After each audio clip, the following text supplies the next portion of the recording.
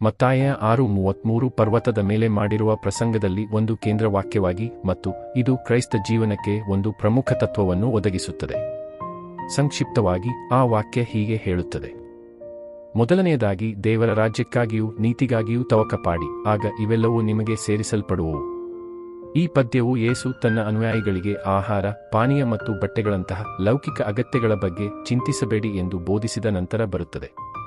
ಆತನು ಆಕಾಶದ ಪಕ್ಷಿಗಳಿಗೂ ಮತ್ತು ಹೊಲದ ಹೂವುಗಳಿಗೂ ದೇವರು ಒದಗಿಸುತ್ತಾನೆ ಎಂದು ಸೂಚಿಸುತ್ತಾನೆ, ಮತ್ತು ಮನುಷ್ಯರು ಅದಕ್ಕಿಂತಲೂ ಹೆಚ್ಚು ಮೌಲ್ಯವುಳ್ಳವರಾದ್ದರಿಂದ ದೇವರು ಖಂಡಿತವಾಗಿಯೂ ಅವರಿಗೆ ಒದಗಿಸುತ್ತಾನೆ.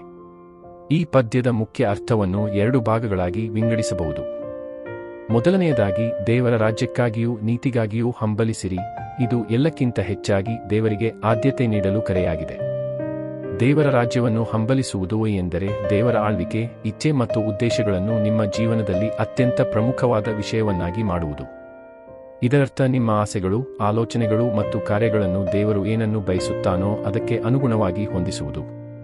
ಆತನ ನೀತಿ ದೇವರೊಂದಿಗೆ ಸರಿಯಾದ ಸಂಬಂಧದಲ್ಲಿರುವ ಜೀವನವನ್ನು ಜೀವಿಸುವುದನ್ನು ಸೂಚಿಸುತ್ತದೆ.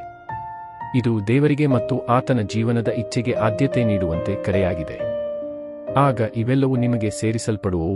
ಇದು ಆಜ್ಞೆಯನ್ನು ಅನುಸರಿಸುವವರಿಗೆ ಬರುವ ವಾಗ್ದಾನವಾಗಿದೆ.